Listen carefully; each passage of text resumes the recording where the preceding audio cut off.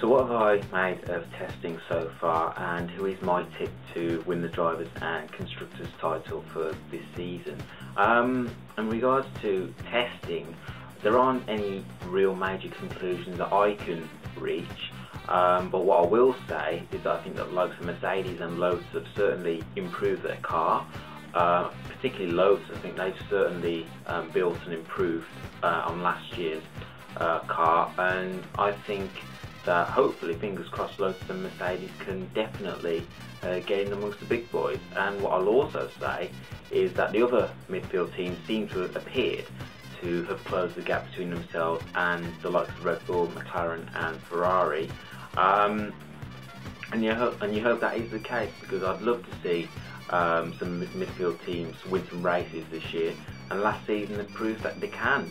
We saw Kimi obviously win for Lotus at Abu Dhabi, saw Pastor Maldonado winning in Spain for Williams, so it can be done, and I'm sure that'll inspire the likes of Williams, Force India, the likes of Sauber, to do well this season and even compete with the big boys. So I think with testing, it's all about getting data from long runs, short runs, and also getting used to the new tyres for the forthcoming season.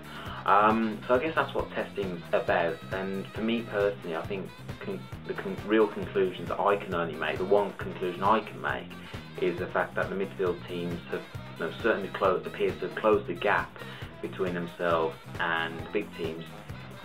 As for who will win the Drivers and Constructors title, well, it's difficult to look beyond Sebastian Vettel and Red Bull. But what I will say is I think that Fernando Alonso, if he can get off to a good start, and Ferrari appear to have a better car than they had this time last year.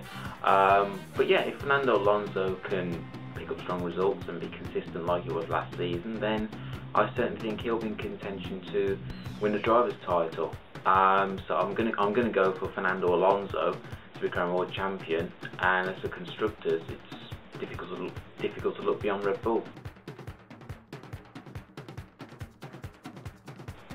So if Ross Brawn was sacked from Mercedes, where would he go?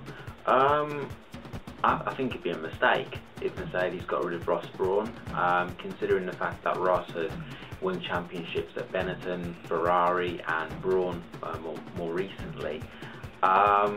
If he was sacked, then where would he go? I'm not entirely sure. I think he would stay in Formula One in some capacity, but I don't know where he would go. Maybe Ferrari could look back at taking Ross back to the team. But I think Ross's experience would be particularly useful for the likes of Caterham and Marussia in particular. So I think it would be, if say for instance Caterham and Marussia did get Ross Brawn on board, then I think that'd be a massive boost for that team. But if I'm being honest, if Mercedes did get rid of Ross Brawn, I honestly wouldn't know where he would go, but I would suspect that he would, in some capacity, still be involved with Formula One.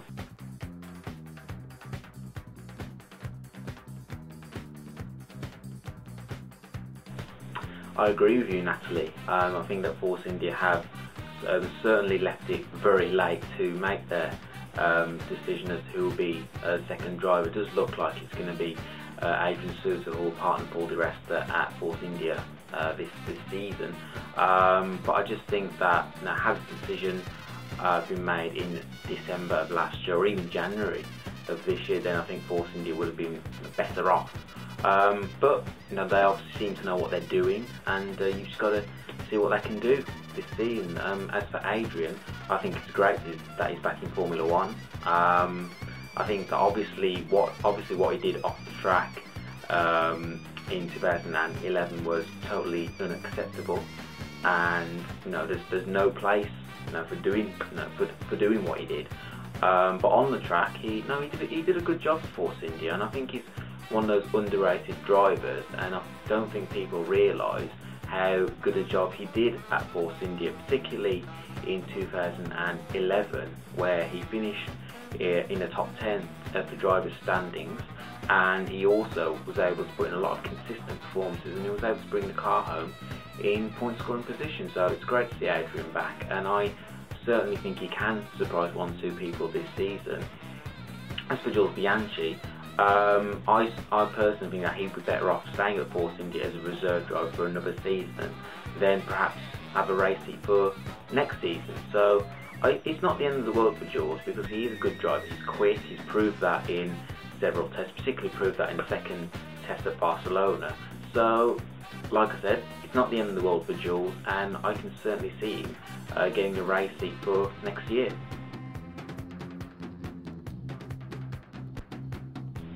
So which team has the best looking car? So many good looking cars this season, to be honest with you, and it does help with the fact that the majority of teams don't have the vanity panel, the step nose. The likes of Lotus, Red Bull and Caterham, they have the step nose for this season. In terms of best looking car, I'd have to go for either the Sauber, the McLaren or the Force India. I think all three of them look pretty good. Aesthetically they look really good, they appeal. But yeah, either one of those three would be my best looking car of, or my favourite looking car of the 2013 season. Can't really pick out my actual favourite out of those three, but in terms of best looking cars, for me personally, I'd go for Sauber, Force India and the McLaren.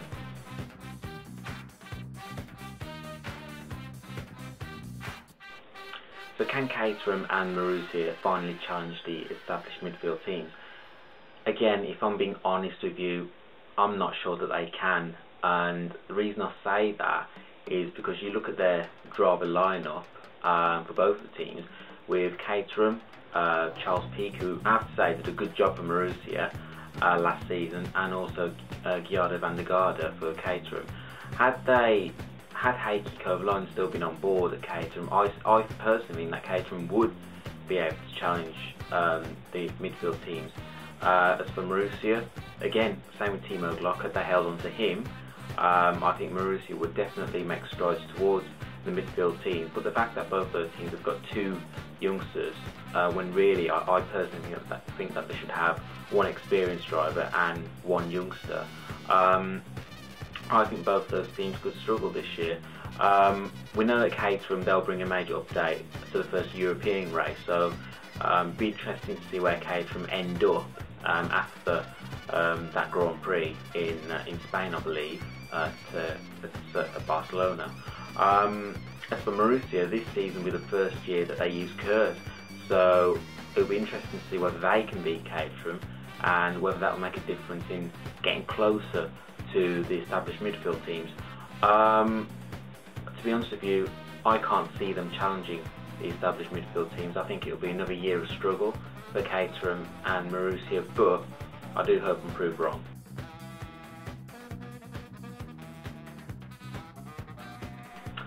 I certainly think we'll be in for a cracking 2013 season, and if 2012 is anything to go by, then I really think 2013 will be a great year for Formula One. Obviously the regulations, there haven't really been any regulations that have been changed.